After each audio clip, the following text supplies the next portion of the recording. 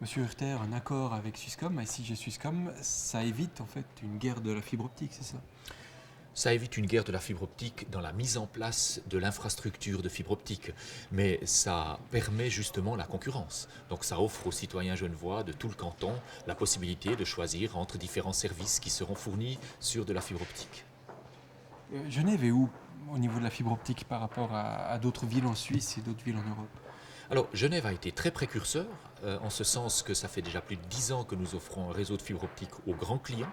Et également, il y a environ 6-7 ans, nous avons eu le projet Voisin-Voisine qui a, pour 1000 ménages à Genève, été très précurseur.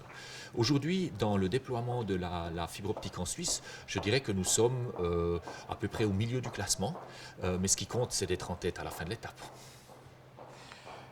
Et ça va être un réseau ouvert. Ça, c'est bon, c'est des normes qui demandent ça. Enfin, vous respectez certaines normes. Mais qu'est-ce que ça va permettre le fait que ce soit un réseau ouvert? Alors, le fait que ce soit un réseau ouvert a été imposé par l'Ofcom, donc il sera valable dans toute la Suisse. Et ça permet justement au fournisseur de services qui viendra se greffer sur notre réseau, ça lui permettra d'offrir tel ou tel service avec à un niveau 1, à un niveau 2. Donc il y a vraiment une concurrence qui va jouer, non seulement pour le citoyen dans ses choix, mais également pour le prestataire de services dans l'infrastructure qu'il veut utiliser. Si on parle de coûts, au fond, pour un particulier qui veut maintenant enfin, qui voudra bientôt, tout bientôt se connecter à la fibre optique, ça va être de quel ordre de coût? C'est beaucoup plus cher que les abonnements Internet actuels? Alors c'est beaucoup trop tôt pour le dire.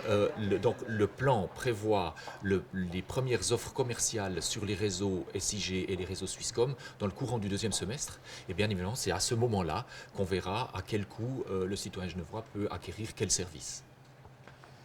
Euh, on s'équipe en multifibre, ça veut dire qu'il va y avoir un potentiel qui va être énorme tout d'un coup, c'est ça? On prévoit vraiment le futur. Oui, absolument. J'entends la bande passante quantitative qu'on met à disposition avec les solutions préconisées dans toute la Suisse permet d'anticiper des besoins futurs énormes.